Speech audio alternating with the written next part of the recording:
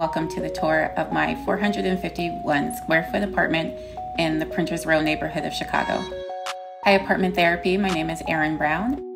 This is my living room, and I really wanted this space to feel very cozy, peaceful, but also have some pops of color so that it felt really alive. Something that I was intentional about is adding lots of plants, particularly on top of the TV space to hide all the wires, cables. I really love my Anna Liovi painting. Something about that felt like it was evoking my energy. I also added this floor-length mirror just because it's great to have light reflecting, and I think the mirror was a really nice touch.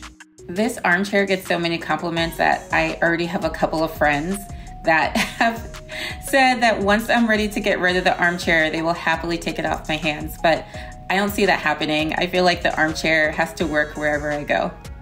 My kitchen is fairly small, so I didn't want to overwhelm it with too much. I always love a splash of gold, and I added a bunch of plants above the kitchen cabinets. The pipes underneath the sink take up a lot of space, so it's hard to fit a trash can underneath.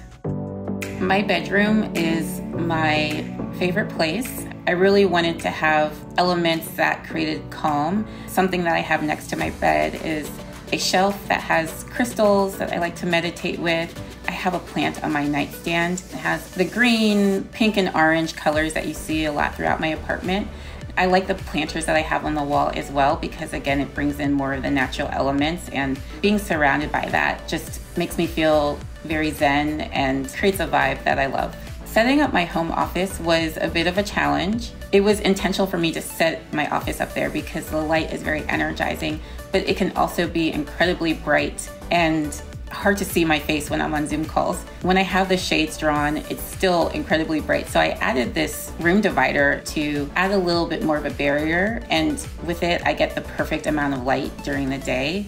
I also had these tray tables from CB2, but here they became my workstation. Because of the clear acrylic material, it makes it look more open and airy. On the ground, I do have a foot massager. It's great. It relieves stress. It's meant to hit all the acupressure points on the bottom of your feet, and I love it. I knew that when I opened my door every day, I wanted to be excited and look forward to being in my space, especially during a time when we were at home almost all of the time. For me, my home space has to feel good no matter what. If I feel good in my home, then I have the space to think, to process things, to reflect on life and set intentions. My home being so thoughtfully, intentionally curated creates a foundation for me to then elevate my consciousness, honestly, to topics that I'm wrestling with, or even just, reminding myself of how much there is for me to be grateful for in the world.